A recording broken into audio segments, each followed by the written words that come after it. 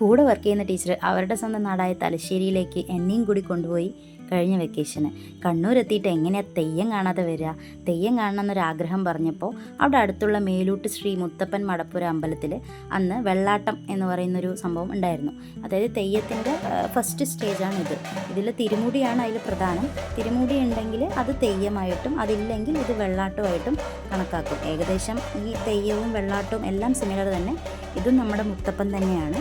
അപ്പോൾ ഞാൻ ആദ്യമായിട്ടാണ് ഇങ്ങനൊരു സംഭവം കാണുന്നത്. അതിൻ്റെ എനിക്ക് എല്ലാവിധ ഒരു അത്ഭുതവും എനിക്കുണ്ടായിരുന്നു. സാധാരണ നമ്മളിങ്ങനെ വീഡിയോസിലൊക്കെയാണ് കണ്ടിട്ടുള്ളത്. പിന്നെ നമ്മൾ കുഞ്ഞുനാളിൽ പാഠപുസ്തകത്തിലൊക്കെ പഠിച്ചിട്ടുണ്ട് തെയ്യം, തിറ, പടയണി എന്നൊക്കെയുള്ള കലാരൂപങ്ങൾ. അപ്പോൾ ആദ്യമായിട്ടാണ് അത് കണ്ടത്. എനിക്ക് ഒരുപാട് ഹാപ്പിയായി എൻ്റെ ലൈഫിൽ. മുത്തപ്പൻ്റെ അനുഗ്രഹവും ഭഗവതിയുടെ അനുഗ്രഹവും വാങ്ങിയിട്ട് ഞങ്ങൾക്ക് തിരിച്ചു വരാൻ പറ്റി. അവിടെ പ്രസാദമായിട്ട് ചായയും കൂടെ തന്നിട്ടുണ്ടായിരുന്നു.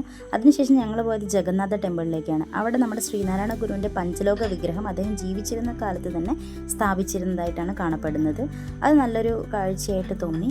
അതിനുശേഷം ഞങ്ങൾ മറ്റു കുറേ ടെമ്പിളും കൂടി വിസിറ്റ് ചെയ്തിട്ട് തിരിച്ച് വീട്ടിലേക്ക് വന്നു. Thanks for watching. ബൈ.